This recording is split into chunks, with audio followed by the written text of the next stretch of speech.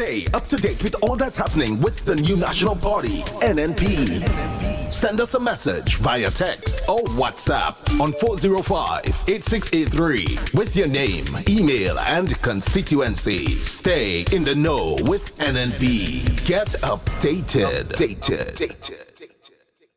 Saturday 8th and Sunday 9 June. It's Whitsuntide Games 2019. Kirani James Athletic Stadium. See participating teams from Trinidad and Tobago, Montserrat, Antigua and Barbuda, Haiti, Nevis, St. Vincent and the Grenadines, French Guiana, Guadeloupe, France, and our very own local clubs and schools compete to be Whitsuntide Champion 2019. Game starts at 1 p.m. Admission $20. Saturday 8th and Sunday 9 June. Whitsuntide Games 2019. Kirani James Athletic Stadium. Who will be Whitsuntide Champions 2019?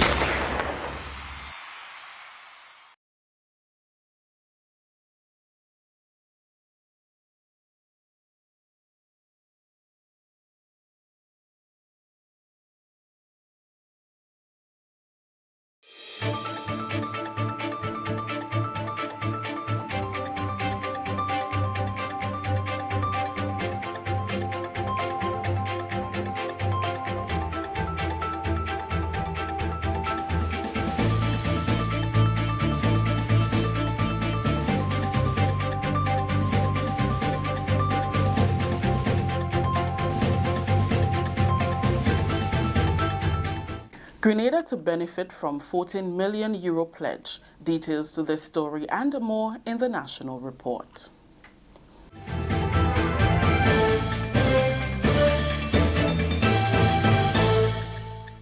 With the details to the news for Tuesday, June 4th, I am Rikisha St. Louis. Grenada stands to benefit from a €14 million pledge made by the European Union. Minister with responsibility for disaster management and information, Senator the Honorable Dr. Winston Garwe, disclosed this during the government's weekly post-cabinet briefing on Tuesday, which focused on disaster management. The pledge was made during the recently concluded Understanding Risk Management Conference in Barbados, which was sponsored by the World Bank, the Caribbean Disaster Emergency Management Agency, CDEMA, and the European Union. The European Union pledged another €14 million for the region for disaster risk-related projects. 7 million of the 14 is dedicated to CDEMA, our partner. And as I said, CDEMA is the one who would have funded the water upgrade project with Namwasa. So $7 million, €7 million, it's a lot of money. There will be a call for proposal later this year. I want to say that we have 3 proposals inside already, and they have been approved for additional projects. So I'm looking forward to Grenada continuing on the pathway of being the country that had the largest uptake in terms of projects from CDEMA. Senator Garwe says government is cognizant of the need to provide support for the vulnerable population and has undertaken to write project proposals to address such. He highlighted 3 projects which have already been approved. We have a National Voluntary Service proposal inside. Our aim is to train us, all those who want to be trained in terms of responding in the event of disasters and the likes. So we have that proposal inside, and we're looking to do that. We have a CERT program, project that is a community emergency response training. And what will happen with that? We want to train the trainers, training of the trainers with that project, so that at least we will have more certified persons here who will then be able to be deployed around the country and train other persons. And the last one we had is an upgrade of some of our EOCs, Emergency Operation Centers, where we have some generators that was not covered or protected, and we got some support to do that. Moving forward, the plan is to improve and increase on the number of proposals already approved. The Royal Grenada Police Force is well prepared to ensure the security of the state should the country be impacted during the 2019 Atlantic hurricane season. Acting Commissioner of Police Edwin Martin says the RGPF has a comprehensive plan which is built firmly on 4 pillars. The establishment of safe houses for police stations we considered to be vulnerable, and these safe houses now act as alternative stations should in case the primary station is compromised. We do this in collaboration with our stakeholders, business communities, etc., who volunteer places. If a system is approaching us, the safe house is activated and have the capacity to continue police operations seamlessly at that point in time. We also have the forward deployment locations, and forward deployment are normally locations where we consider to have critical infrastructure as well as areas that we consider to be of high security risk for looting and other events. What we do here, we deploy hybrid security teams, and by this I mean teams that constitute SSU, CID, and regular police, so they have the capacity to respond and deal with any particular threat that might happen prior to or in the aftermath of any system. The forward deployment units, he says, are established in collaboration with businesses who have given space in their establishments that his officers will occupy before and after any hazard impact. The forward deployment locations and the teams that we place, they do have the capacity to stand alone for at least 24 hours, should in case in the immediate aftermath of a weather system, we may not have the ability to reach them immediately. The next element in our plan is the security of towns. In this strategy, there is a clear approach for us to ensure that checkpoints are established on all routes leading into our main towns, and as well as static locations within the town. And the intention here is to prevent our towns from being flooded with individuals in the aftermath where businesses may be compromised, to ensure that the security integrity of businesses and places are well protected. The safe houses are strategically located across the country and will be utilized if police stations become compromised during a weather system.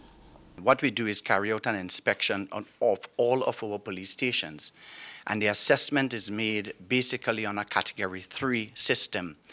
If a station does not have the capacity to withstand a Category 3 system, then that station is a potentially compromised station. And once that station is so determined, then we seek or try to identify possible safe houses within that community, within close enough proximity, that we can establish a safe house.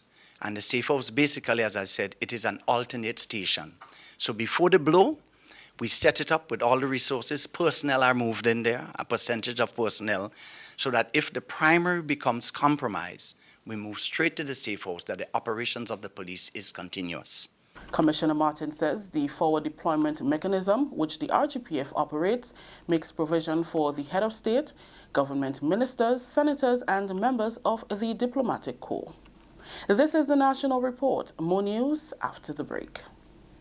The countdown is on to Grenada's most exciting music festival. Friday, 7th June is Sol EC Limited Rhythm and Soul Night with Kerry Hilson, the legendary Freddie Jackson, Eddie Bullen, and Jefferson Ramirez. Saturday, 8th June is Wester Hall Rum Reggae Fest featuring Busy Signal, Maxi Priest, Kimani Marley, Tamara St. Bernard, and more. The festival climaxes on Sunday, 9th June with a George F. Huggins Soca Fusion featuring the All-Stars with Tennyson John and Blacks, Patrice Roberts, Wes Ways, Jab King, and more. Gates open 7 p.m., showtime 9 p.m. Advance tickets $80 Friday and Saturday, $60 on Sunday, and are available island-wide. Limited VIP and season tickets at Grenada Optical and GoToFet.com. Grenada Music Festival 2019. Get your tickets today. Sponsors: Silver Sands Grenada, Hennessy, the Antillian Group, Coca-Cola, St. George's University, Glenelg Springwater, and Netherlands Insurance.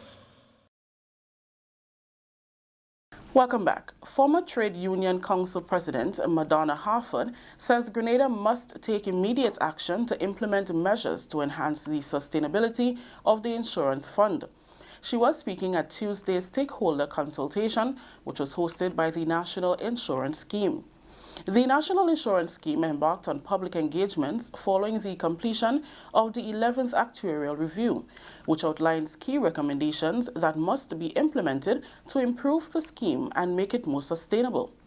Mrs. Harford described the NIS as a legacy of the People's Revolutionary Government in 1983 and reminisced on the establishment of the scheme as one of the initial contributors as a public officer. According to Harford, after 36 years, we can no longer afford to procrastinate and risk losing our Social Security fund. We have no choice but to implement those recommendations.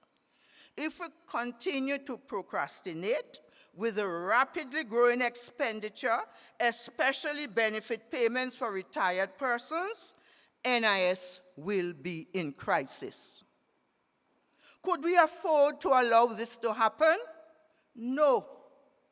Every one of us present here today has either contributed or is a contributor to the NIS. We are all stakeholders and must show interest in what is ours. She says Grenada is already too late in action following several reviews. The former TUC president implored on employers and employees to join the debate and support the NIS in its quest to provide enhanced security for future generations. As workers and as pensioners, we have to lend our voices to the debate and ensure that changes are made to the retiring age as well as the contribution rate. Consultations which started years ago to obtain buy-in from stakeholders must continue in communities so that everyone will understand the importance of effecting those changes. That story just brought the curtains down on the National Report for today, Tuesday, June 4th. Let's recap the top story. Grenada to benefit from €14 million pledge. On behalf of everyone here at the Government Information Service who made this newscast possible, I am Rakisha St. Louis saying thank you for joining us. Until next time.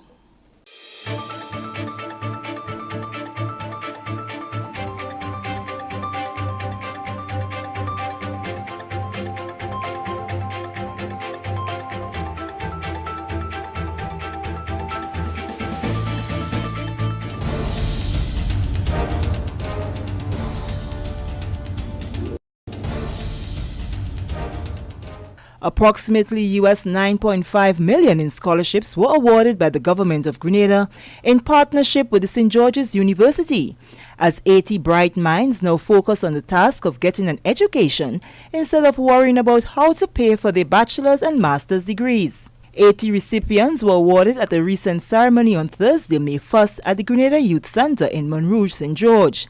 These awards were for island scholarships and scholarships to various programs at the St. George's University, SGU.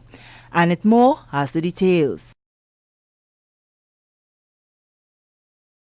Approximately US $9.5 million in scholarships were awarded by the government of Grenada in partnership with the St. George's University to 80 ambitious young people who can now focus on the task of getting an education instead of worrying about how to pay for their various degree programs. My name is Samit Mitchell. I'm pursuing a bachelor's degree in the field of sociology, and the award I received today is full scholarship to further my education. My name is Kelly Callis. I was a recipient of an award to pursue medicine at the St. George's University that commenced actually in January of 2019. Coming from poor, humble beginnings like myself, there is no way myself or my family could have assisted me in financing a medical degree. So the assistance that is presented here today to myself and all the other recipients of the varying awards and so forth, of course you go a very, very long way in defraying costs. You worked real hard and you know exactly what you want and need. So believe and you will never give up. You can reach your goals. Just talk to your soul and say, I believe I can, I believe I will, I believe I know my dreams are real. I believe I'll stand, I believe I'll dance, I believe I'll grow real soon. And That is what I do believe. We place great importance in the development of our human capital as a key element for our development agenda. As we continue our journey of economic and social transformation, we aim to equip our people, you, our awardees, with the right skills and the capabilities needed, not just for today, but for the future as well. It's really helpful because I know if I had not received the award, I probably would have to work several years to study. But this award is definitely going to help me advance my academic and career goals. The 80 recipients were awarded at a recent ceremony on Thursday, May 1st, 2019, at the Grenada Youth Center in Montrouge, St. George. These awards were for island scholarships and scholarships to various programs at the St. George's University. It is my ambition to pursue a degree in law. I want to specialize in international law because I feel that it's very relevant to today's society. So my name is Nick Nicholas. I come from the parish of St. Patrick's, specifically Moncraven St. Patrick's. This is my first year in SU. It's my first semester. I'm doing information technology. We really do believe that we need to be promoting and exposing the positives in our society. Very often we hear, the negatives. And sitting before us this morning is a group of intelligent young people who have taken the bold step to go on to improve themselves, improve their lives, improve their country by virtue of the skills and talents they will acquire during their period of study. The awards to SGU included 5 for pre-medicine, 24 in the field of medicine, 1 for veterinary medicine, and 2 for the Masters in Public Health degree. As a child growing up, I always figured I want to pursue a career in medicine. So when the opportunity presented itself in 2016 to move on from teaching, I first pursued a degree in biology at the same St. George's University in 2.5 years. And then I was lucky to receive an award to go to the medical field. My name is Toya Midi. I'm 19 years old and I'm currently enrolled in the pre-medical science program at SGU. And today I received the Island Scholarship. I always had that passion, that interest in medicine. Hopefully in the future I'll become a surgeon, probably cardio. In the Arts and Sciences division, awards for bachelor degree programs were presented as follows: 3 for accounting and finance, 8 for biology, 10 for information technology, 4 each for international business and psychology, and 1 each for tourism and hospitality management, sociology, and management. Interested in what IT has to bring and what SU has to bring to the table in terms of IT. There were 11 award recipients for nursing. I am Shanique Strawn and I am doing the Bachelor's of Science in Nursing at the St. George's University. I've just completed my first semester of my second year. I have always wanted to be a nurse. The nursing program itself, it's very, very good. It's very detailed. It's outstanding. The lecturers are fantastic. My future goal is to be a nurse practitioner. I'm not sure if I want to be like a family practice or pediatrics or so on. But that is the route I'm going because the country, we need a nurse practitioner or two. Yeah. Apart from this, there were 6 Island Scholars awarded. My name is Trevon St. Bernard. I just finished, as of last year, the T. Marisho Community College. I received the Grenada Island Scholarship for the Department of Humanities.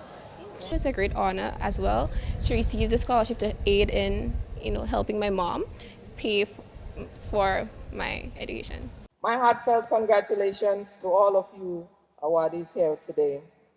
I also acknowledge the presence of your families, your teachers, friends, and applaud them for all of their support to you and the role that they have been playing in developing you and getting you to this point of your life. We are recognizing your outstanding academic achievements and your potential really to contribute more to our country's development.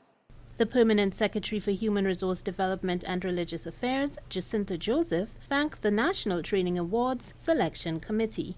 Mrs. Antoine and David Antoine, Chair, Mr. Vicar Ashby, Deputy Chair, and other members of the National Training Award Selection Committee, a hearty welcome to you.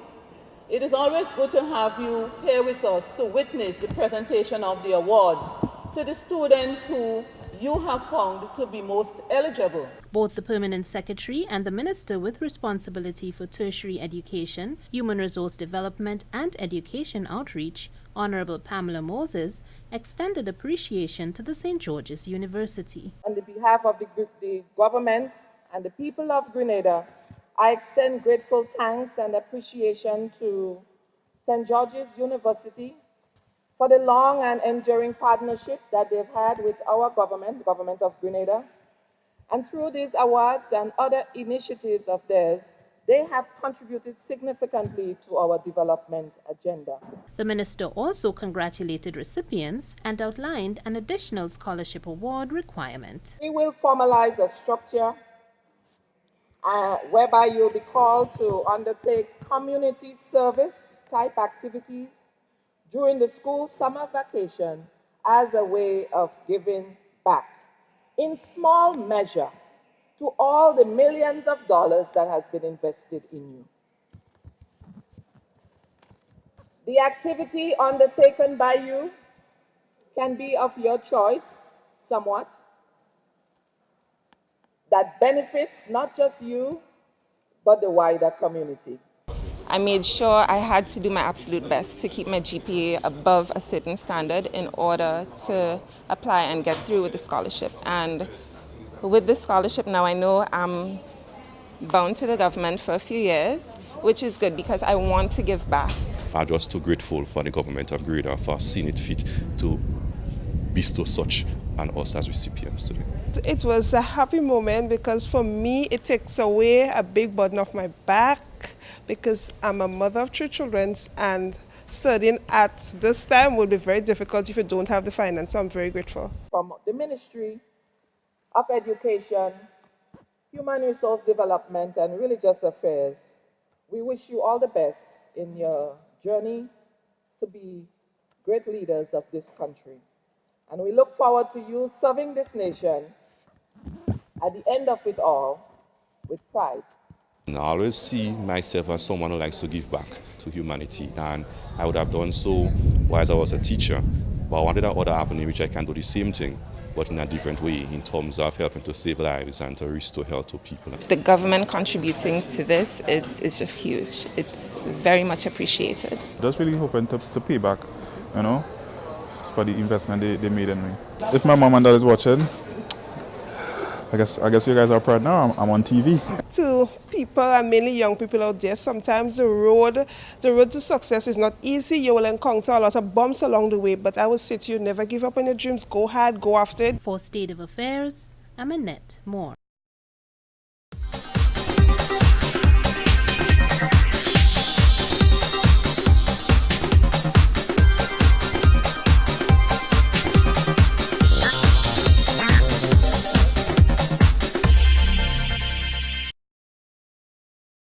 Of destruction, even the oxygen we breathe, our lungs are afraid to feel.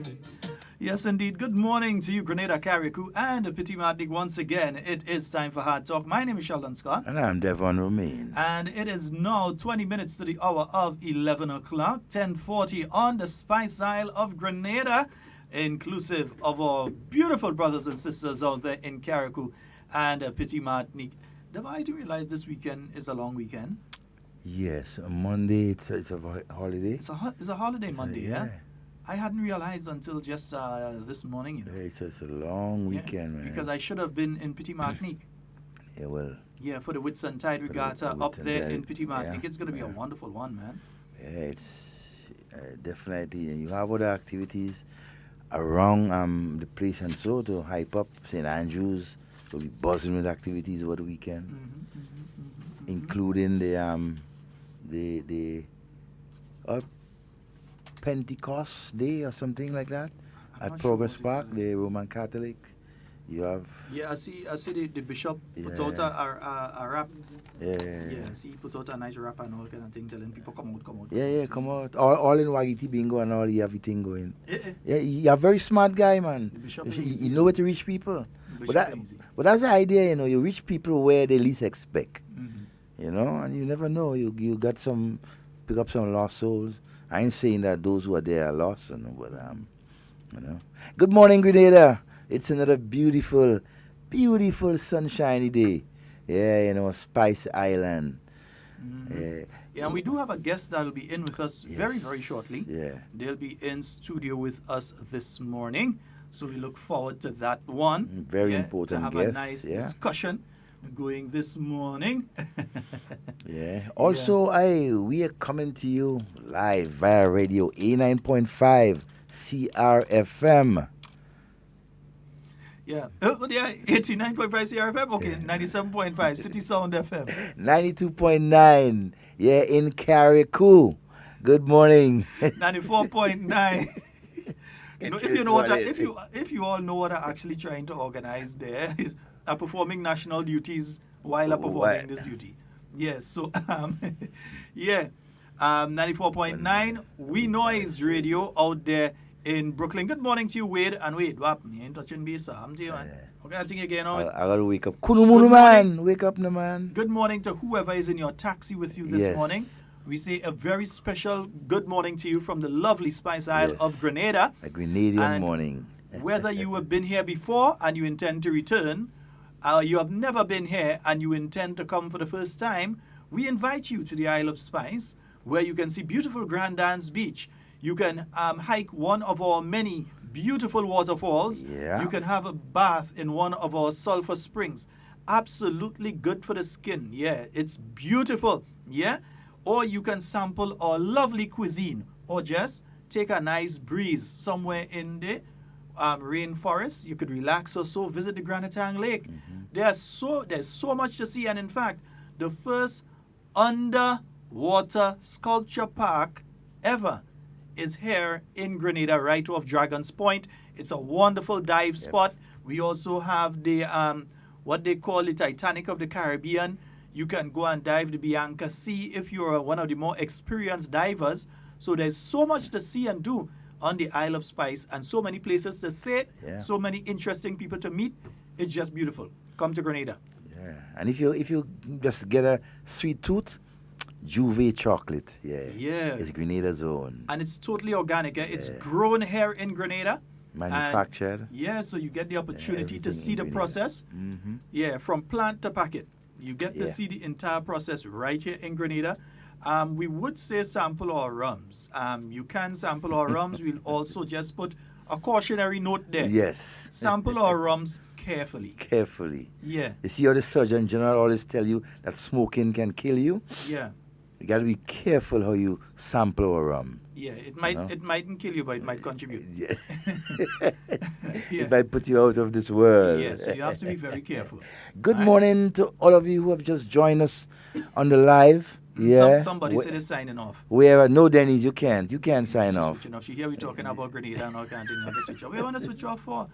We live in one of the most beautiful places ever created, and the most beautiful on planet Earth. We don't guess that. We know. Without a doubt. I haven't seen other galaxies, so I can't say what they, but I can say for planet Earth, we in the best one.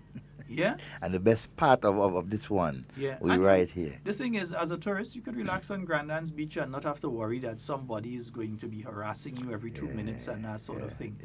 And we're just a friendly people. In fact, if you're being harassed, you have a very high likelihood that a Grenadian will step in and defend you, or ask who is harassing you to get on with their business. Leave the person alone. Those are the people, just relax and leave them. So Grenada, that's how we are. Yeah, we're just loving people. Devon, the Father's Day King Show, that's coming up. Yes, St. Andrews. Yes, St. Andrews Southwest Women's Arm, right, presents King Show 6 handsome, I almost say beautiful, you know. Well, 6. That might work too. You never know. 6 handsome young men vying for the title. The date is June 16, 2019. The venue, the Deluxe Cinema Grenville. Time 5 p.m. Price per ticket, $20. I bought my ticket already, you know. Yeah, I bought 2 tickets yesterday already All to right. go to that show. Yeah, 6 handsome fathers will be vying for that crown. So go out there and support, right, the women's arm of the Southwest St. Andrews Southwest constituency as they present the annual King Show, Kings in Concert. Yeah, cricket.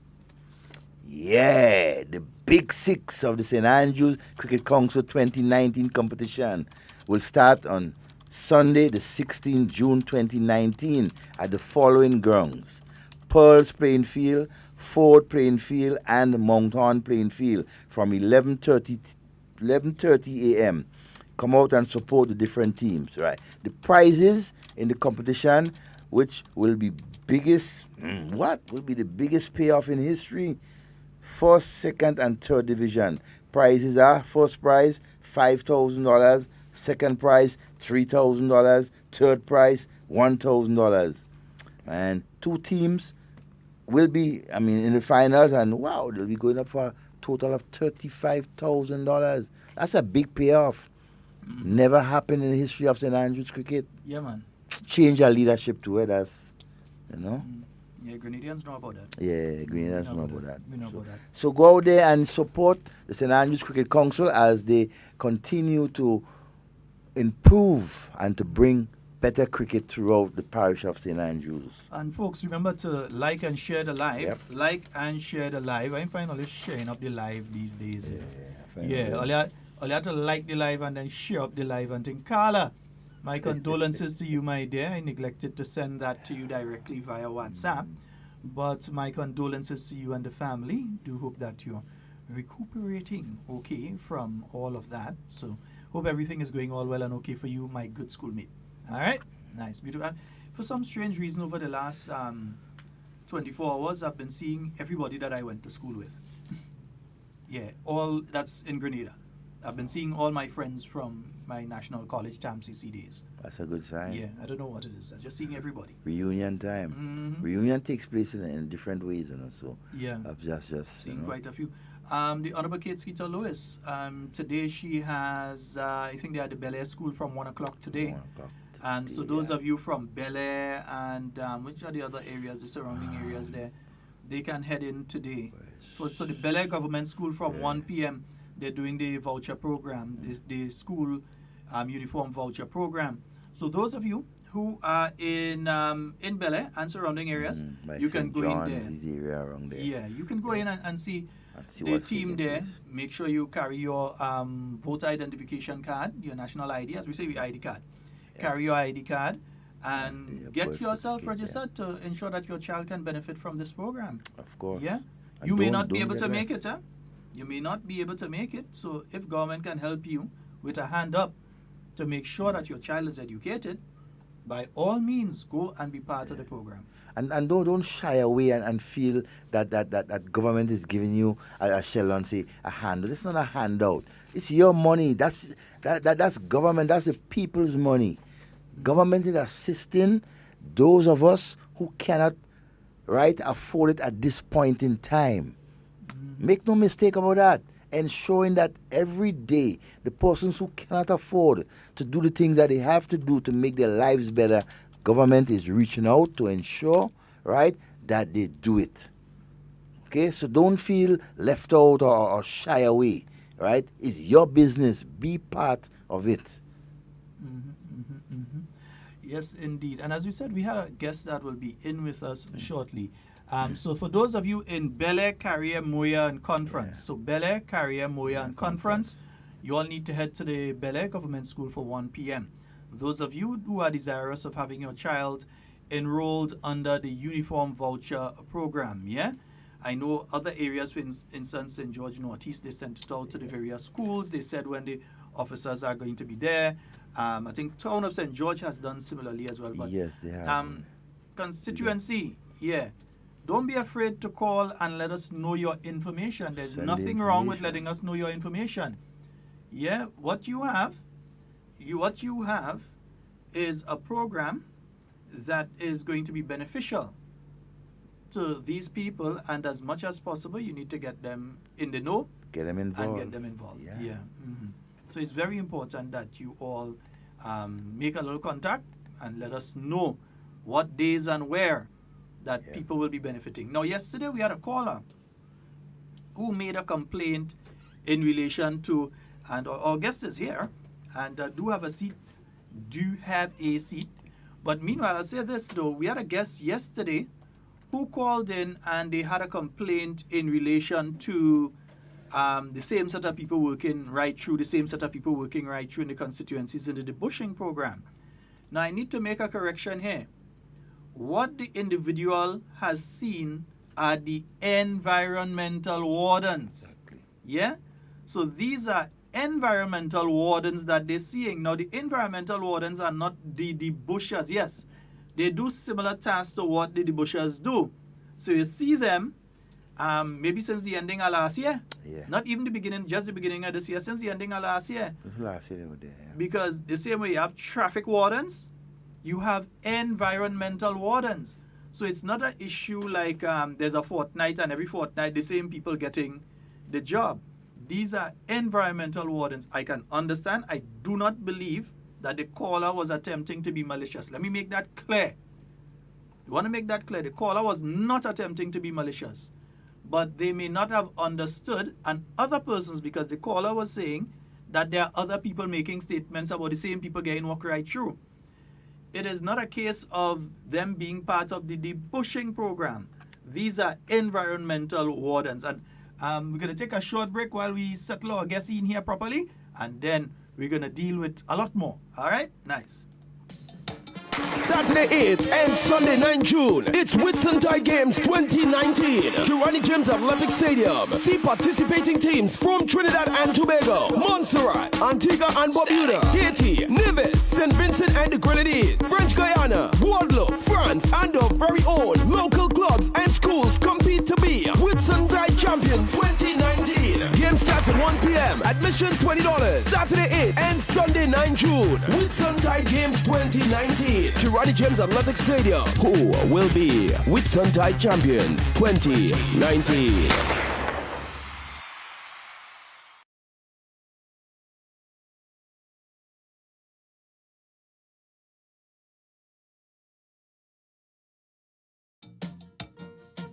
So tell me, is it standards we setting, or the environment we destroying?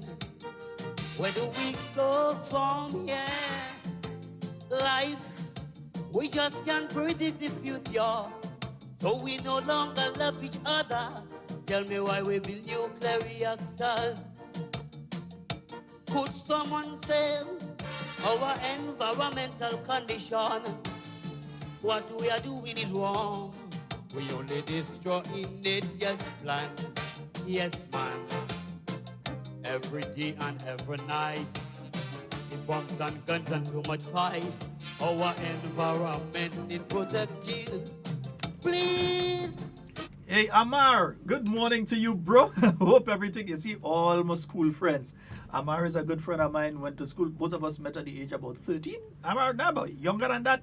We'd be about 11. Yeah, man. Go to school from 11 until we nearly turn man. We have in studio with us Dr. the Honorable Senator Winston Garraway. And we say a very special, glorious Grenadian good morning to you, sir. Good morning, Sheldon. Good morning, Devon. Good morning. Good morning, the technical man. He often out of the screen. I'm not sure if he's not to be called on name. Now call him, man. We just call him. In between, we just be talking to him and thing to him. Good enough. He's been around for a long while. Technical expert, Nathan Benjamin. Good morning, gentlemen, and good morning to the listeners and viewers of this program. When I do have the time, I must confess, not all the time I'm able to follow because sometimes I'm meeting and lights and so forth. I know how it goes with you. I've been following. Because you're in basically a ministry that is a new ministry. It has never existed before, not only here in Grenada, but within the Caribbean. We are the first country to have such a ministry. It's staffed by 3 of you within that ministry, each with your individual responsibilities. And it is not an easy task. Well, we have to double up ever so often because so much is happening really and truly within that ministry. Quite a lot. You know, when the Prime Minister set this cabinet together, I don't know if he went up the mountain and he was handed a tablet. I don't know what happened, but you saw that sort of overall view of what a cabinet should look like, who should be in that cabinet, and the composition of the ministries. It was well done. In fact, it's a textbook that other countries start to use now. Well, you want me to jump into the meeting I just attended? And, when we presented, and that is at the this Understanding Risk Conference in Barbados, the World Bank sponsored it, as well as the European Union and CDMA. And ever so often we had the opportunity to present, to take the platform, and then you will be hearing officials from the World Bank commending Grenada for leading the region in this area of development, And what you're saying there is so true, in that the creation of this ministry of climate resilience, the environment, forestry, fisheries, disaster management, and information is new, and people are taking a page. Well, I'm not sure they're copying a page. They can't take it, but they're copying a page. I feel like go in the copybook and photocopy. Well, all of that. But yes. Yes. Senator Garvey, in your ministry, you're directly responsible for disaster management and information, but also responsible for the program that does the distribution of this voucher, the school, back to school uniforms, and so. Before we dive into your substantial thing, could you just elaborate and clear up about the program, what is taking place and everything like that? Well, let me say that we want to know how much is being spent on it. Let me say that the School Uniform Assistance Program is a program run out of the Prime Minister's Ministry, and I've been doing this for the last probably around 5 years. It's a program designed to ensure that those students whom we consider to be vulnerable are not left behind, because as we do agree, to really take a family out of poverty, education is this most secure route to do that. And from surveys and inquiries, we've realized that students have not been able to attend school regularly, albeit not having the uniform, the textbooks, and the likes and so forth. So it was government's desire to ensure, with this whole theme of not leaving any child behind, was to introduce that program. So we often meet in May to put the structures together and how the structures run. As a committee, we sit down and we review the years gone by, our successes, our challenges, and then we look at ways how we can mitigate against those challenges. After that, we then meet with the principals or head of schools or the designated teachers to get it from them, their perspective on the review. And we normally get recommendations from them, and we implement recommendations that they would present. After meeting with the principals and the likes, we then go to meet with the vendors, those who will supply or those who will receive vouchers. Again, this year I must say we had excellent meetings with the principals and teachers, the vendors, and we believe we are well placed to roll out another excellent school uniform assistance program. The budget for this year is $1,025,000 to be broken up within the 15 constituencies. How it is done, the seed/housing officer historically has been given the responsibility to sign off on those forms. However, forms can be completed within the Parliamentary Elections Office, because as you know, the seed officer will be there at times when the parliamentary representative is there, and obviously families will go to see the MP so they can get the forms filled out there. Forms will be filled as well at some schools, where the schools would have made that facility available for the seed officers. Some will be done at the social development sub-office. But critical in formulating the list of beneficiaries, the seed officer obviously have a number of students, a household who are on seed already, automatically they are qualified for the program. Secondly, the principals or head teachers, they also have an opportunity to select needy students, students whom they consider to be needy within the school, and provide those names to the seat officers, who will then do the necessary groundwork and complete those forms. After this is done, and mind you, before I go to after this is done, last year we had over 5,000 applications, over 12,000 students benefiting from the program.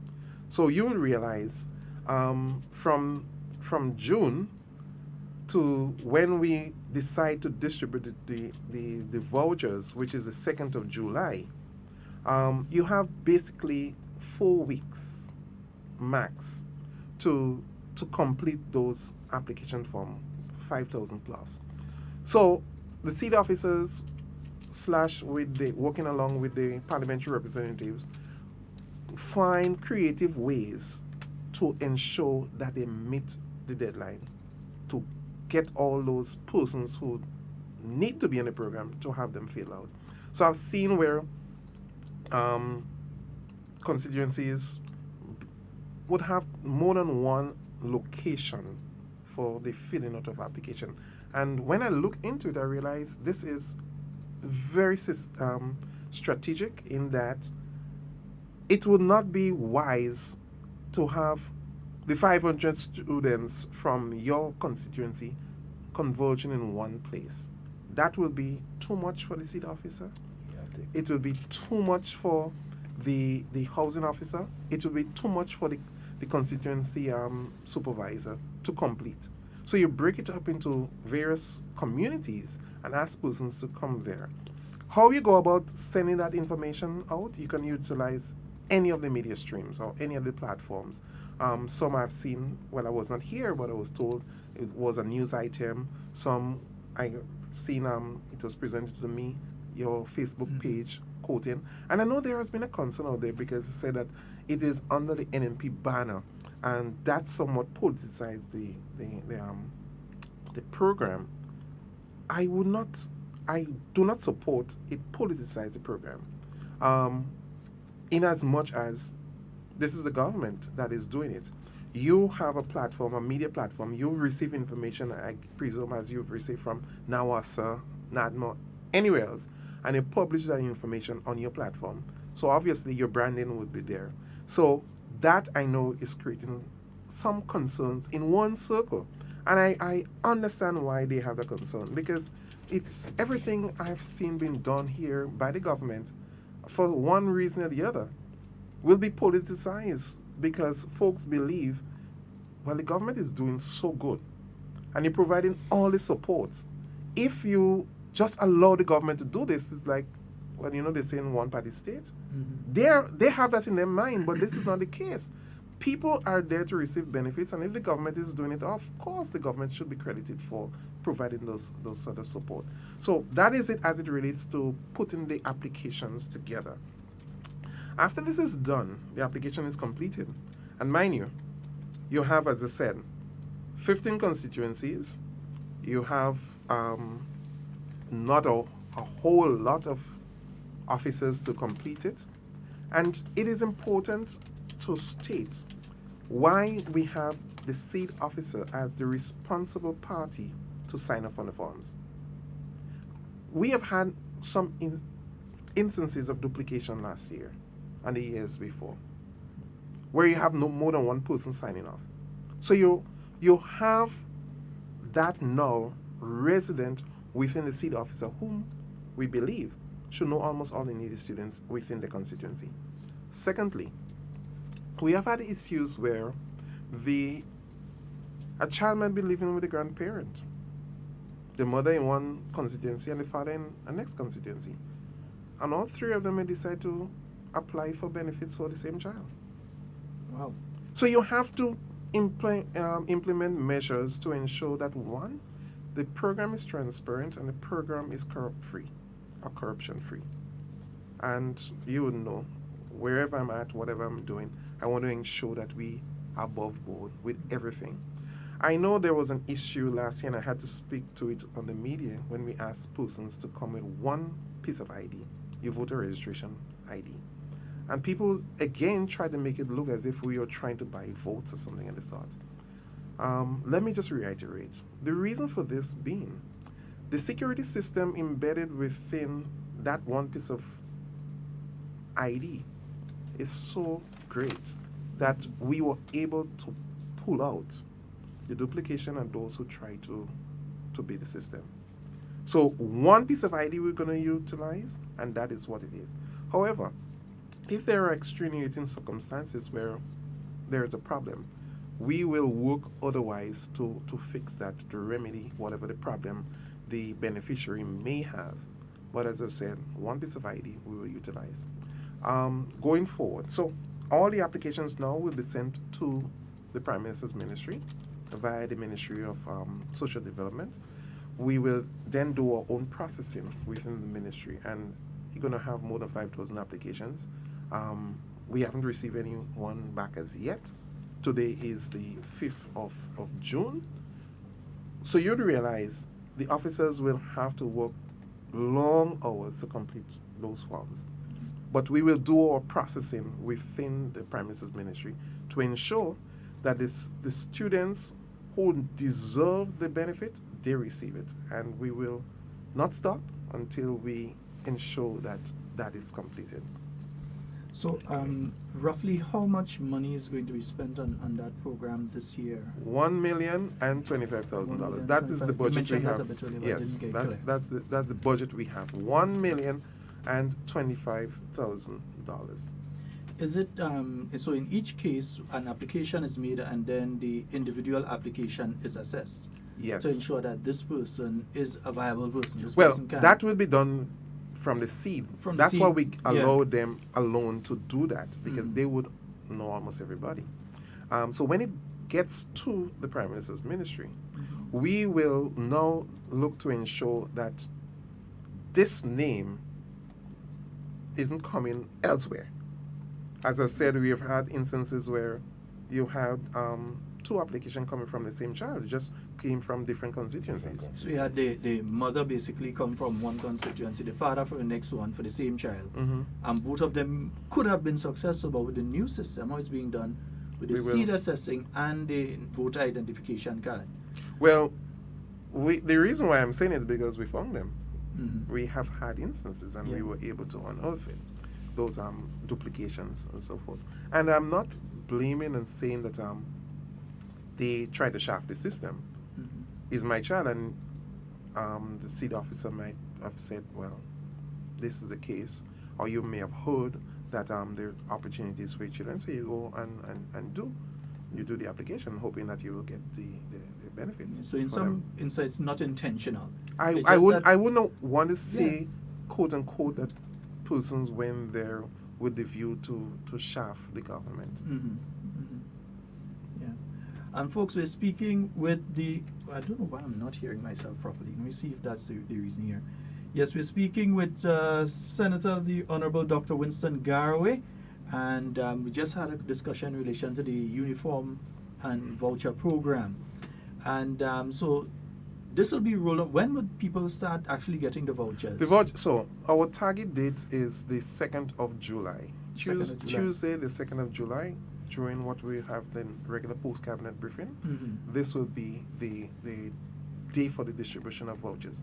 And let me reiterate, the intention here is to ensure that families receive the voucher long before the carnival period, because the voucher would not satisfy all the needs of the family. The maximum for one family would be some $450. And let me just tell you how it is broken down. Last year, for the first time, we introduced the preschoolers, and the maximum for a preschooler is $50. And mind you, that was a suggestion presented in one of our consultations with the principals, and they asked for that. So this year I was able to report and say, yes, you got it, and this is what would have happened. $50 for the preschoolers, $100 maximum for the primary school, and $150 for the secondary school. And as I said, the maximum within a household is $450. And this will give them everything as it relates to to school uniform. Pairs of shoes, by the way, there is a limit on it. It is max $100 for the pair of shoe. But you have socks, you have belts, you have shirts, skirts, pants, stationery, small stationaries, sharpener, rulers, pencil, notebooks, and the likes and so forth. So that is set. And as I said, $450 per household. The 2nd of July, when we distribute this, knowing that there will be gaps that the families would have to, it's our intention, giving the families the voucher that early, they should go and redeem it then. So whatever additional monies that they would have to spend, they will know that and budget for it. Because, I mean, Carnival is a festive time and people really spend a lot of money. So we want to ensure that the students' money do not go into the Carnival spending. It's still totally up and uniforms and thing home. Exactly. We also, a new piece in that we've impressed upon the principals and teachers to work with us, as they have been doing, to help manage the school uniform program. Because we have seen where, yes, students didn't take care of the uniform, and before too long, the things destroy. So that is one area we get commitment from. The store owners as well. That was another critical area of our consultation, as it relates to the quality of the material that you're supplying or needy families. And we got commitment there. So we're looking forward, and as I said, we meet with those folks, we have discussions, they share the ideas, the concerns, and they too, even the owners, they too are helping us to manage and to produce the best voucher system that we could possibly have in this country. Okay. And I want to shift gears a little bit now from the voucher program, because we know you're a busy person, so they have you on all different things. Even last night, when we were at that function last night, I realized one of the main areas they spoke about was the area of disaster management. Tell us a bit about what's going on this week. We know we have Disaster Management Week. Yeah, the Week of Awareness. Week of Awareness. Yes. Well, as you know, the 1st of June every year is the official start of the Atlantic hurricane season. And within that period, the first week, we often take it as an opportunity to create more awareness within the agency and within the country on a whole as it relates to disaster risk reduction and all the management practices that we would like to see the country involved in. So yes, we had the national address, which I delivered. We had messages sent to the churches. We also gonna have tomorrow, the 6th, is the finals of the NADMA Disaster Awareness Quiz. This is a big thing. It's been going on for over 20 years. Yeah. So this has become a prominent staple in the academic calendar. We also on Friday we have what we call an open house, and it will be on the Esplanade Mall. Where we will have some of our stakeholders joining with us to display some of the disaster-related instruments that you would use. The whole idea here is for persons to come and interact with those implements, get more information, and become more aware as to what you need to do in the event of any of those hazards can impact us. And mind you, yes, we are in the hurricane season, but we are mindful that in this period, comprehensive disaster management is the order of the day, because we can be impacted by any hazard at any point in time. Just last year, August, when we had the August rains, we were dealing with the heavy rains and so on. Trinidad was dealing with rains, flood, and earthquake. So we are exposed at all times, and we just have to continue to make our people more aware. We are extremely happy because come the 8th and 9th of July, we will be closing the Canada Caribbean Disaster Risk Management Fund project upgrade. This is a project where we got funding from that agency to upgrade disaster emergency shelters with the ability to accommodate persons with disabilities. And so come the 9th on Carriacou, we'll be doing the closing. On the 10th on mainland, we have the commitment of the High Commissioner from Canada to be here in that event. And I look forward to it because last year on the list we had 111 shelters. With their funding, we were able to upgrade some 14 shelters. So if you do the math, we have just about 89 thereabout shelters, probably, or 87 shelters that still need to be upgraded. We'll be making a pitch for additional funding to get support to upgrade more shelters. So that is part of the intention of having asking the High Commissioner to come, and she graciously accepted to come there. Wonderful. And we know that the U.S. government has been working. We know that the U.S. government has been working very closely with your particular department, and especially with Grenada in relation to disaster management. What are some of the things that they've been doing in Grenada between 2013 and now? Well, let me start from the last night we had this ceremony, and we were saying farewell to Charge AFA's Stephen Fran. He has been a great friend of Grenada and disaster management, to be exact. Last week, he came bearing some gifts to Prime Minister and the NADMA, 2 satellite phones, critically needed in this time. He gave that to the country. So at least in the event of, if God forbid we had another Ivan, where all communication network was down, we have a satellite phone that will be able to give us access to speaking to the rest of the world. I wonder if people understand the price of a satellite phone. It's extremely expensive, and it came charged, so we're just ready to roll out to use. Yes, so that's one.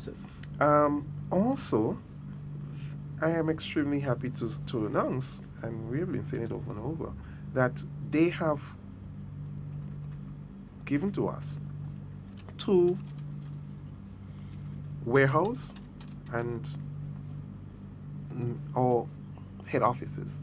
So the head office that we currently occupies in Fort Frederick, we have some challenges there, but the U.S. Southern Command and the U.S. government have agreed to donate to us a new headquarters as well as storage facility. The site for this will be Mongelo, where the old TV station was housed. Also, for mainland Carriacou, we're getting the same thing there, albeit a little smaller than mainland, but Carriacou will be getting its own head office and warehouse facility. That will be over $5 million. So we are grateful for this. Should be boots on the ground, should be anytime, because all the RFPs would have been done. It is now out for tendering, and we should be seeing that happening anytime from now. Soil could be turned on that anytime from now. Looking forward to that. The other thing is that we've had a number of critical training in the country. One of it being the damage need and assessment training, and that is critical as it relates to making the initial assessment of the cost of the damage after the impact of any hazard. That information will inform the support you get from the international donor community. So a number of persons were trained in Ghana, and it was sponsored by the U.S. Southern Command, USAID, AFDA. So they have done that, and they have been doing a number of other training initiatives, take people from Grenada to the United States and the likes and so forth, because as they rightly said, this is one area within the hemisphere that we all are vulnerable to the impacts of hurricanes, or storms, and the likes. And they have, as they are exposed and they've suffered, they understand our peculiar situations and how vulnerable we are as small island developing states to the impacts of climate change. And they have been extending the hand of support. And we want to say a special thank you to the U.S. Command and the U.S. government for doing that. The thing is, I don't think the U.S. government really speaks much about a lot of the stuff that they do in Grenada and the region. You hear from other countries, yes, we did this, we did that, we did that, but we don't hear much. And the U.S. government is working along with us in relation to these projects. Very much so. They are one of our main partners. And as I said, there are certain areas that they carve out as their own. And USAID often has been there time and time again. They provide training, they provide emergency supplies, just name it, as it relates to being able to bounce back after an impact. They provide the necessary support in that regard. So we've been hearing about some of the things that the U.S. government has been doing, and so in relation to disaster management, some of the things that NADMA has been doing as well in relation to disaster management. And so I want to ask about one in particular, Kickum Jenny. Every now and again, she decides that she wants to remind us that, hey, I'm still around. I'm still your girlfriend. I'm here. So every now and again, she wants to remind us. I don't know why my mic is sounding like that, but they want to remind us every now and again.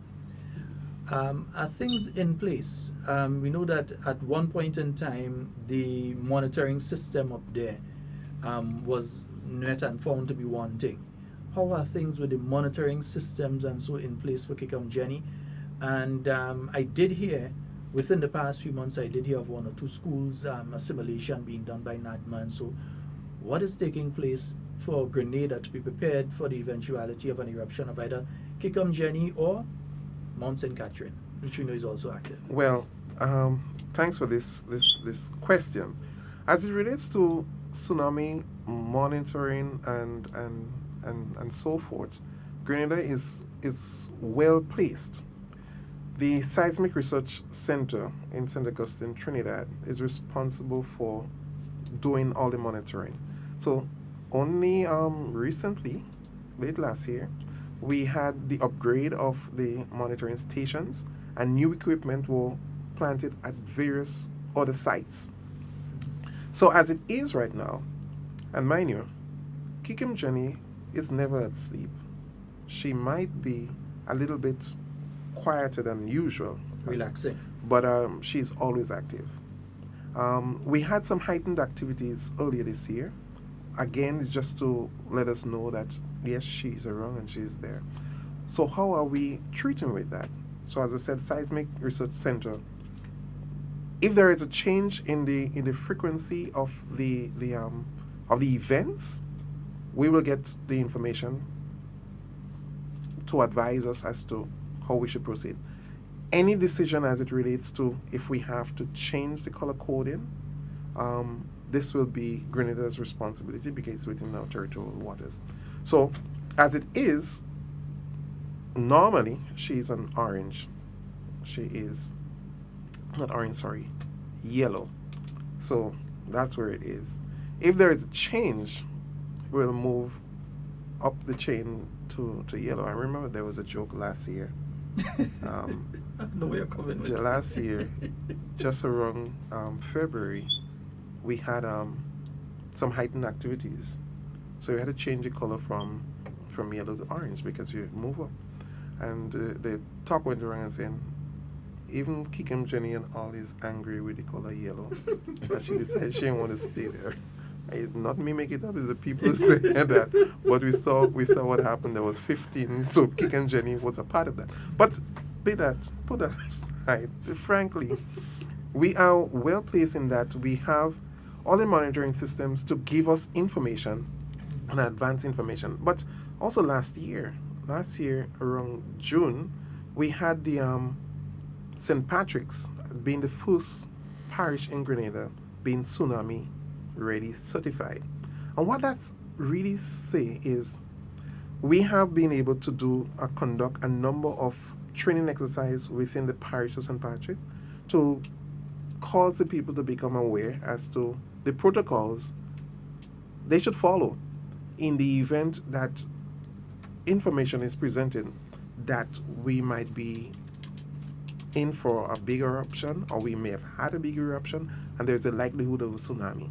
So we went into the community, worked with the churches, worked with the schools, worked with the police officers, worked with the farmers, worked with the community groups, and get from them how they will want to see the parish moving forward in knowing that there is this presence of Kikem Jenny and the possibility of activities that could impact land and probably even cause the loss of lives.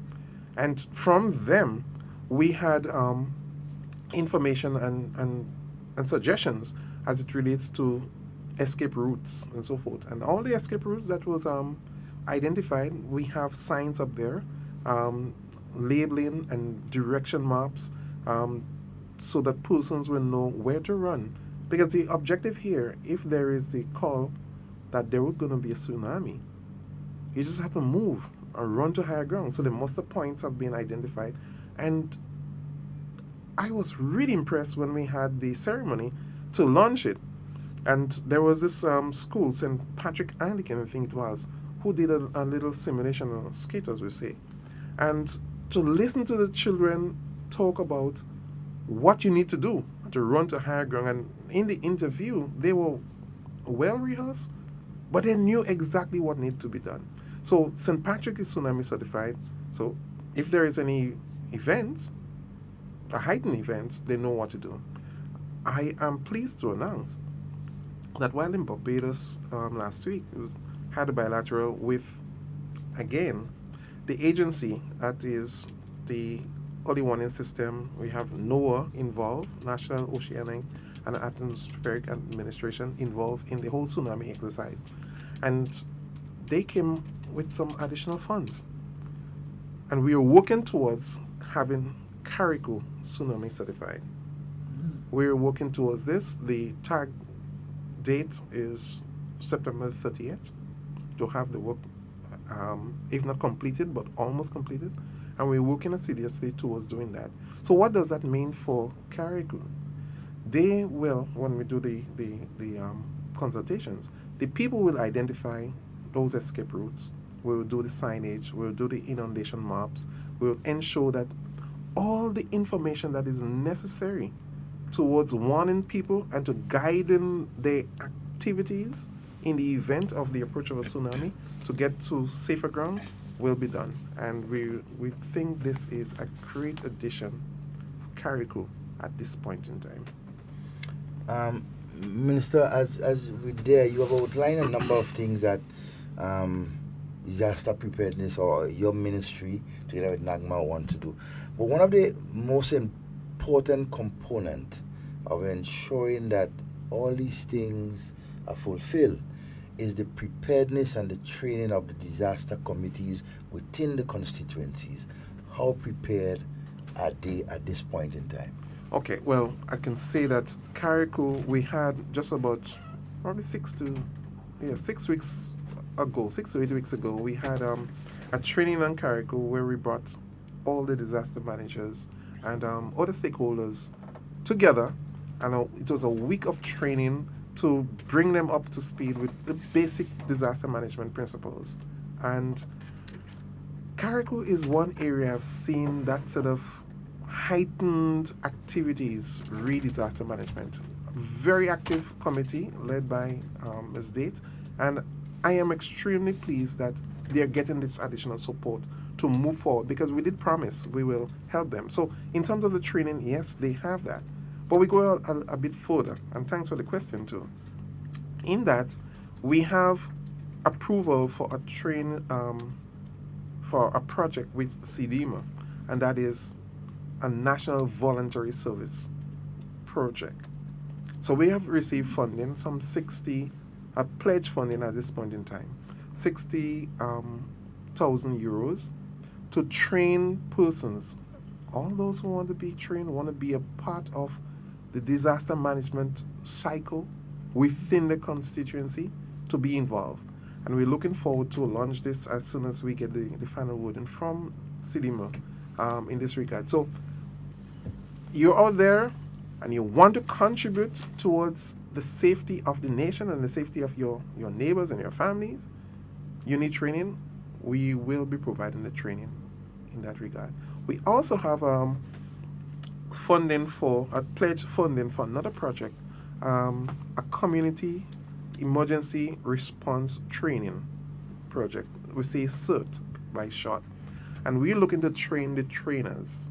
So those persons, like I know Devon has been one of the outstanding members within the disaster management committee in his constituency.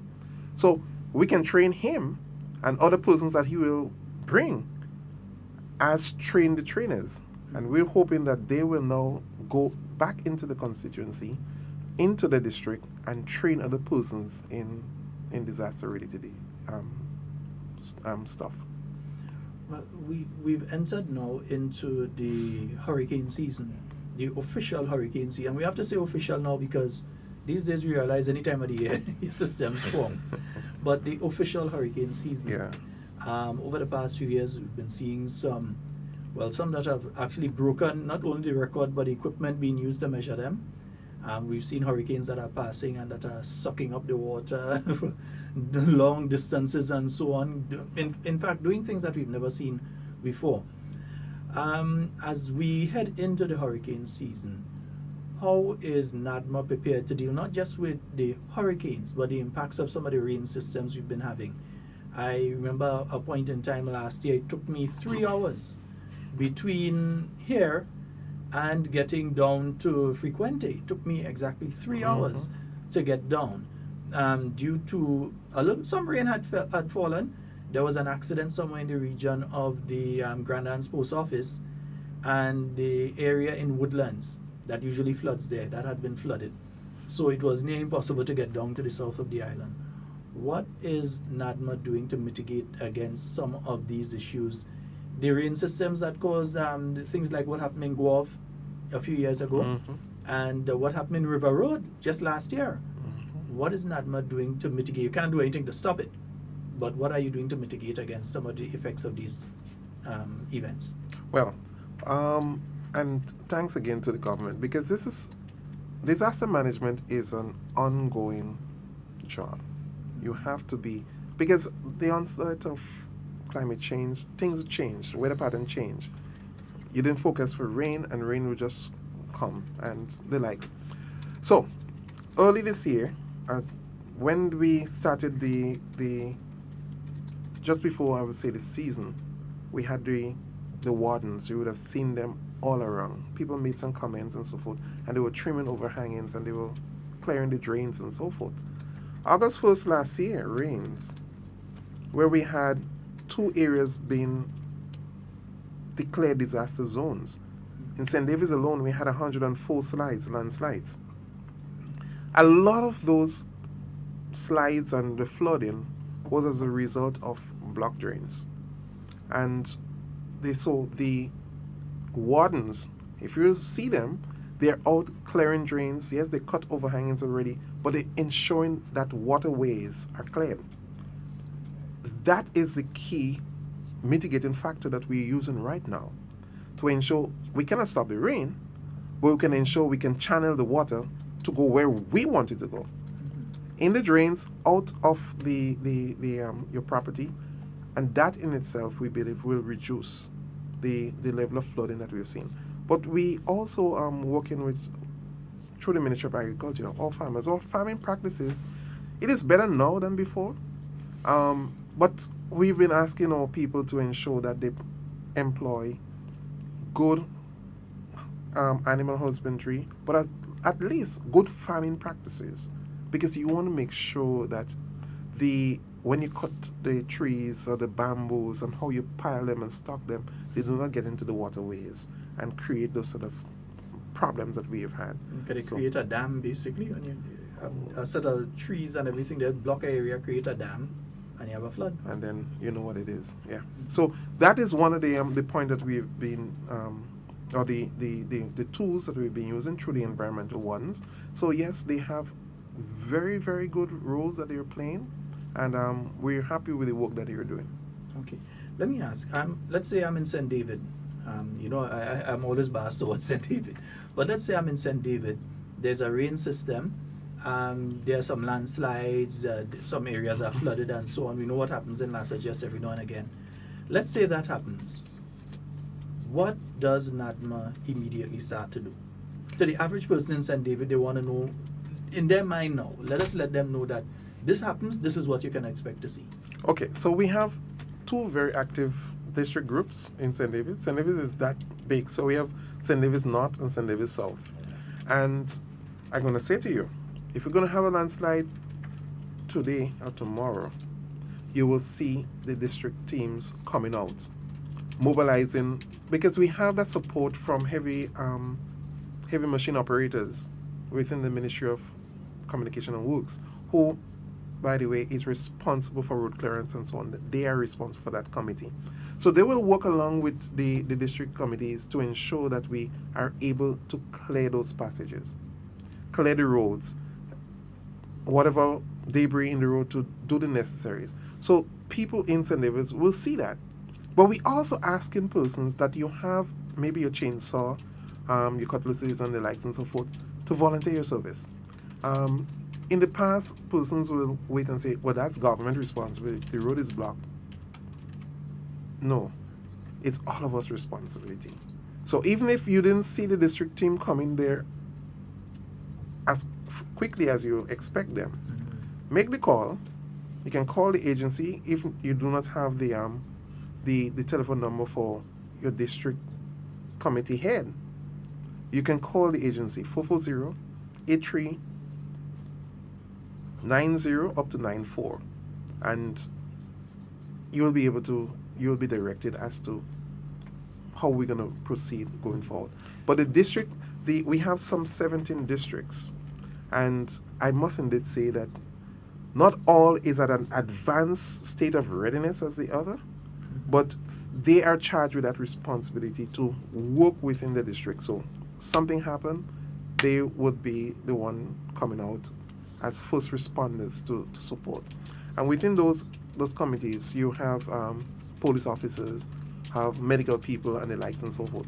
So you have a fully charged committee with all the resources, we do believe, to provide relief to the impacted state.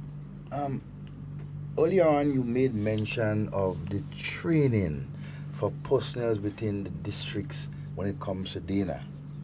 Or Dana, right? And that is where... When you say Dana, I was wondering if it's Dana Foods enough. Morning, Miss Hercules. Morning, Miss Dana. You want to make me hungry, man. Yes, but that is where the training, right, of Dana comes in when there are disasters, because what you would find is that within the districts, there's a person or persons responsible. They would be most likely the first responders going out there, assessing the damage and reporting back to, the district coordinator and so forth. All right. So I made that point just to reiterate how important the training of personnel within the district constituencies and so how important it is. Very much so. Oh boy, I don't know. My mic is just giving me all sorts of problems today. Minister, so we've heard in case of the weather systems and so, one of the issues that has come up, and we spoke to Ms. Crosby on Monday, and we mentioned that to her as well, is the issue of the flow of information coming out from NADMA to the general public. And is anything being done at this time to increase the speed of that flow of information that's coming into NADMA? Because we know you all, especially when it comes to weather systems, have the same information that is contained in Trinidad, where the main center is. That information is shared with you all, and so. Is anything being done to increase the speed of flow of that information from the Met Office or the regional office to the average Grenadian? Because sometimes you hear a system is out there, and you have people panicking. All parts of Grenada have people panicking. It's coming. Some breeze blow, and they say, it reached already. What is being done? Okay, so again, thanks for bringing this question up, because this is an ongoing discussion we're having. When I first came in, when the information is sent from Trinidad to Met Office, It used to take in excess of an hour before we get the contextualized version from Met Office to NADMA and then to disseminate. Obviously, that is too long. It's about 30 minutes now. But let me give you the entire process, how this is done. The Hurricane Center will produce information. You can go online and you will see the information, but the information is a general forecast for the entire region. It's not specific to your local space, but the entire region. What happens within the CIMH? They have what we call focal points, and Barbados is focal point for Barbados St. Vincent. Grenada focal point is Trinidad. So the information is submitted to Trinidad, who will, and I use contextualize, but let me say it, break the information down specific to the geographic space that they are responsible for. That information is not even totally contextualized for Grenada. Met Office will receive it from Trinidad, and Met will run it through their models, contextualize that information specific to Grenada. So on the map, they will say, this is a coordinate where this is likely to happen, and so on. That's what Met will do. When they do this, they send it to us. We will, as a matter of fact, we have templates already. So when the information comes in, you just plug it into the template. So it's the turnaround from us is very, very short. The objective here is to ensure that the information that is disseminated to the public is the most accurate information. And the most accurate information for Grenada will come from the Met Office, obviously, which NADMA will disseminate, because they're within that space, our space. I know we have had some issues in as much as persons have said can go online and pull from the Hurricane Center information. And then they say to you, this is what is going to happen. And when we produce information and say it's not so, they curse us and say that we're not giving the people the facts. And only to realize, but what we say with the assistance from Met is the correct version. Case in point, last year, on 2 occasions, one country went ahead and declared storm watch and so forth. Met didn't do that, because when we run it to a model, we realize what is going to happen. Or when Met run it, that is. And in one case, within 20 minutes, the country had to recall that warning. Met never had that experience, because it's going to take you 5 minutes longer to ensure that you have it right, because information as it relates to impending storms and so forth, we know the impact this will have. We know, you rightly said, persons will become frigidity or panicking. We have had calls in the agency of a media outfit that is providing information, and it's been scaring people to death, because they do not wait for the official source of information, and they just go ahead and just broadcast things. And people have been calling the agency repeatedly and asking us to do something about this. But is it a case that in some instances the 8 a.m. release that is already circulated in Trinidad or is circulated regionally, that sometimes the 8 a.m. release from Trinidad is what is released in Grenada from NADMA somewhere around 10? No. Okay. So let's put it this way. The Hurricane Center releases information every 6 hours. Every 6 hours. If there is an impending storm, they will have an intermediary. So if you're going to get it 6 rather than 12, you may get the next one at 9. But what happens here, and we address this, and this is what we're going to do going forward. If nothing happens and no change of the forecast from the 6 a.m., when 8 a.m., people want to know, is something drastically has gone wrong? Has there been a change? So what we have decided to just repeat, going forward, repeat the 6 a.m. bulletin, saying that nothing has changed. This is what we're going with. When we get the official bulletin from our partners, we'll then give that. So it's just a question of understanding your markets. And Hurricane Center often say that when they issue this generic bulletin, and they said, for localized information, contact your local office. So we understand now how people could become concerned and panicky. So we'll provide a repeat of the broadcast probably every hour on the hour, just to ensure that persons know nothing has changed. That we believe will help. Yes, you will see information in Trinidad probably an hour before you see it by us. And then because of what I said before, as it relates to the contextualizing of the information, making it relevant to our local geographic space. All right. Senator, what, well, understanding the role of NAGMA and so a bit, and so the district organization, right, coordinator and his team, and so we all know that they are voluntary personnel who volunteer their time, right, to come out there and be part of the district team. What is NAGMA doing to basically encourage much more people to come out and volunteer to ensure that we get the right persons, the best persons available to coordinate this whole the district team within the constituency? Well, you're right in saying it's voluntarism. People volunteer to do the disaster management work within the district.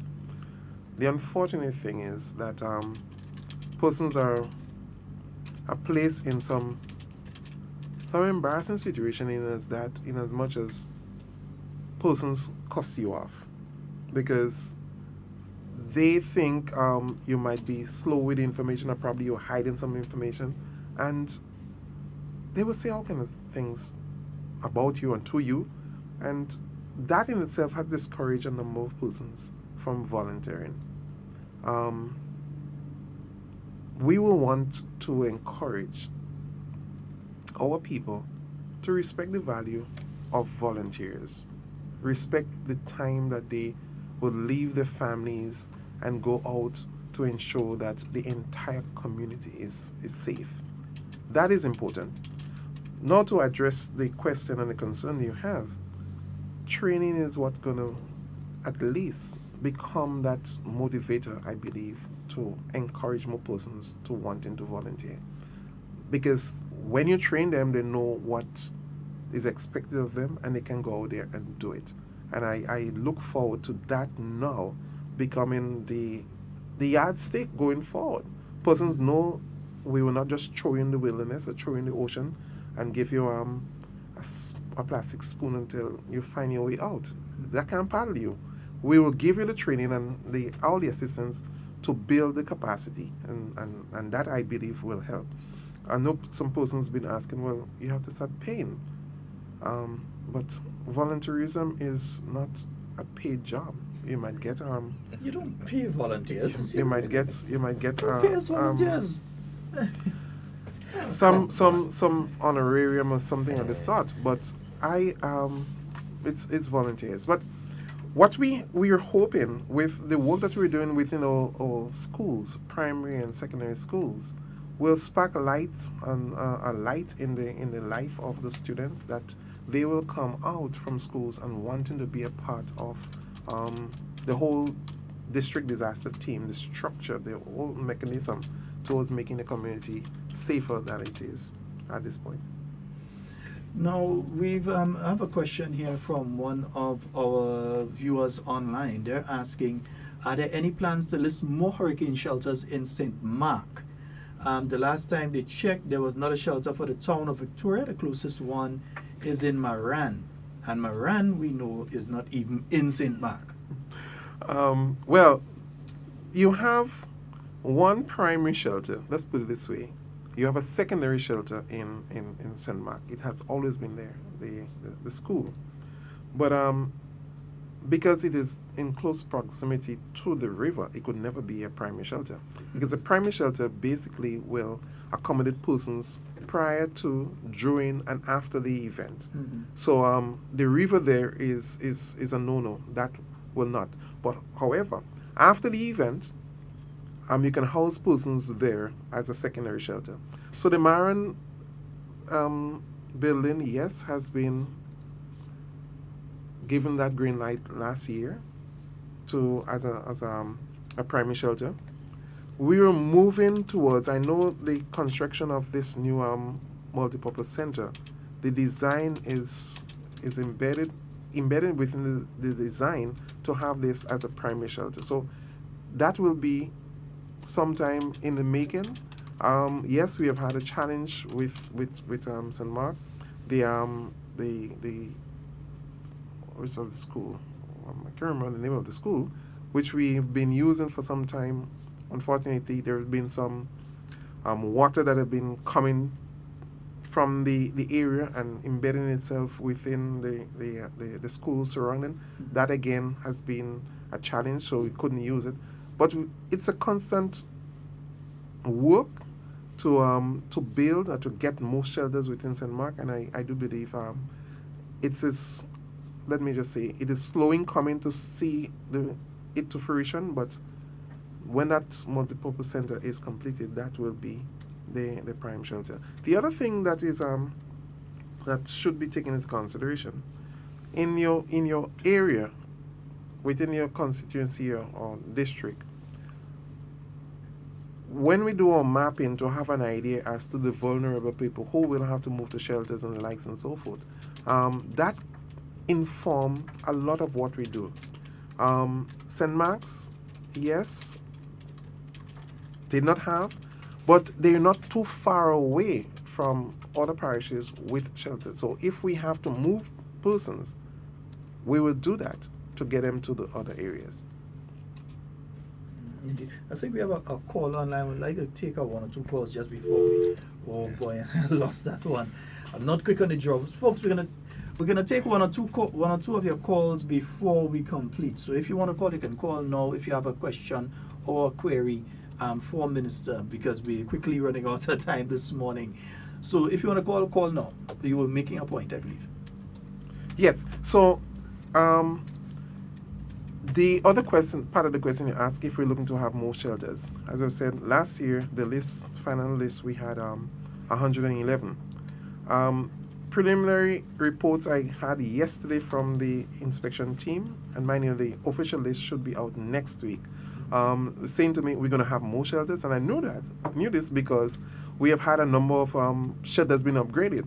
I spoke to the Canada Caribbean Disaster Risk Management Fund, where we upgrade 14 shelters to accommodate persons with disability. We also had the installation of water tanks in that project as well. Through CDMO, we were able to outfit some 17 shelters with 1,000-gallon tanks. Well, 18 tanks in the 17 shelters. One shelter got two 1,000-gallon tanks for water storage. Yeah. We have a caller. Good morning and welcome. Yeah, good morning, gentlemen, and good morning to Mr. Garraway.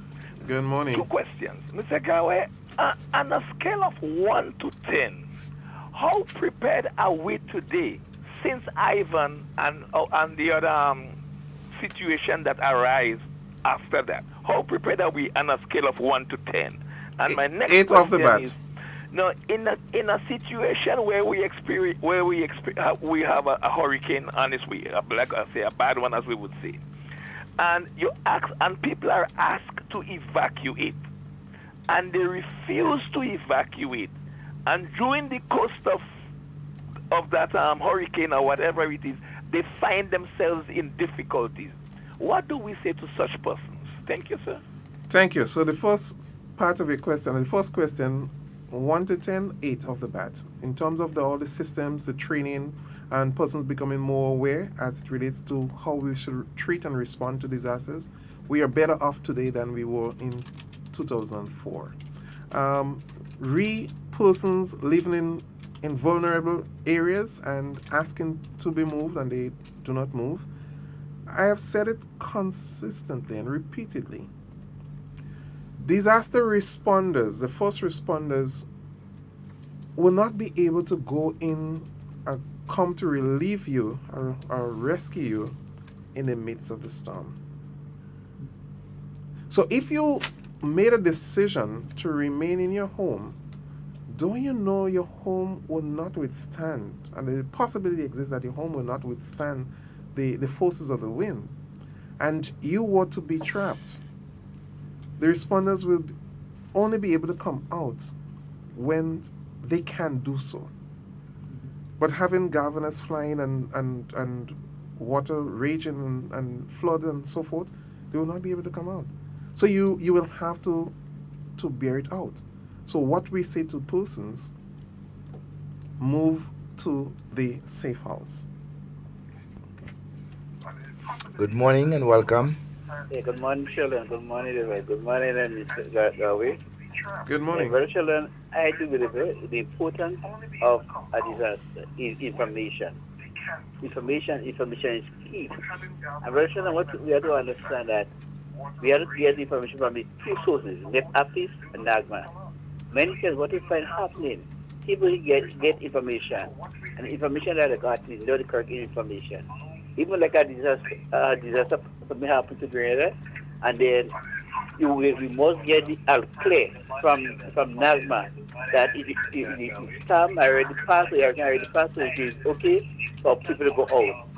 So we can say, what if it happens like sometimes there's some part, and then you get new information, and people got out.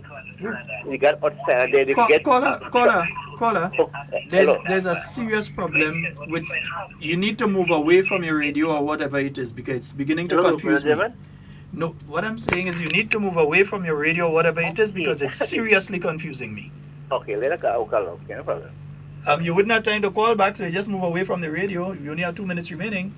Yeah, so what I'm saying, the information. Information is key. And people must take the right information from the right source, the NetApis and NAGMA. Because this is the people are giving the information. Because see, when you get information from outside, I'm not sure, that could bring panic to people. So I ask the people going to make sure they get the right information from the NetApis and NAGMA. That if the right information is important, and the right information will save people's lives. So, well, Sheldon, Mr. Garvey, you all have a wonderful day. God bless you. All right, thank you, my friend. And before we go into the response, I think we have another caller. Let's just take that caller quickly. Let me see. Oh, they lose the opportunity. Yeah. Well, the caller raised a very critical point here, and that is whom you take information from. The information you take and the decisions you make will either save your life and save your property. And he's right. You have to listen to the official source of information. Let me give an example. When we had, was it in 2017, when Kikum Jenny erupted and created this mass panic. Unfortunately, telephone lines went down because fiber optic passed in the area and they got severed from the eruption. We didn't have access to it. But somebody went online, find a monstrous volcano, volcano, and put this as what is happening in Grenada. CNN pick it up, and big news in America, Canada, that Grenada probably was about to be blown away. I remember the press secretary she was in Washington or where Prime Minister was out, and called me in this kind of panicking voice. What are you guys doing? All these things happening. And I said, but what is happening? I said, well, and only to realize they were fed fake news, and persons make decisions based on fake news. So the long and short is, listen to the official source. If it didn't say it comes from NAGMA, question it. The official source for disaster-related information in the country is NAGMA. And of course, we'll be guided by our competent authority, which is the Met Office. Minister, we're nearly out of time. Well, we're actually out of time. Any final statements you want to make to the general public, especially as we're into Disaster Awareness Week? Well, we as an agency will continue to provide information to the nation relative to their safety and how they should interact with information that is disseminated, how they should interact with, if there is information that relates to the approaching of a storm or hurricane as the likes. You need to make decisions now as to how you will relate to your families with your family emergency plan, what you will do, who will do what, if there is a need for evacuation, the routes you're going to take, where you're going to go, phone numbers you're going to have, who you're going to likely be at. Those information is critical, because the worst thing is family members split up and people are panicking because they're wondering what happened to the next family member. So it's important. Your family disaster plan is important to have. If you do not have one and you do not have the wherewithal to put one together, you can call the agency. We will provide information. And I provided the number already, 440-8390 up to 94. That is important to have a family disaster plan as well as your emergency kit. And that should have basic medical supplies. If you have people taking specialized medication, that should be stored there. Let nothing take you by surprise. All right. Folks, we'd like to thank our guest for today, Senator Dr. the Honorable Winston Garraway. He is the minister within the Ministry of Climate Resilience, Disaster Management, Forestries, Fisheries. I'm mixing out anything there? A lot of other things. Climate change. Climate change. With special responsibility for information and disaster management. And we'd like to thank you very much for taking time out of your busy schedule today. I know you've been running all week because it is an extremely busy week for you. Much so. And we'd like to thank you for being here with us, folks. And whatever you say, whatever you do, do it safe and secure. We want to be speaking to and with you. And not about you. Love each and every one of you. Thank you to the radio stations, the callers, all of the listeners, wherever you are. We are out and we'll Say be back hi to in Kathy tomorrow. for me. Hey, Kathy. Until I pick up a lot of mangoes this morning. Yeah, mangoes outside real too. mangoes. Yeah. She called me while I was picking mangoes the other day. Yeah. Sonia, I have a few mangoes for you. Yes, salon mango and thing. That's some Julie behind it. Anyway, all the drinking folks, problem. later, eh? Stay up to date with all that's happening with the new national party, NNP. Send us a message via text or WhatsApp on 405-8683 with your name, email, and constituency. Stay in the know with NNP. Get updated.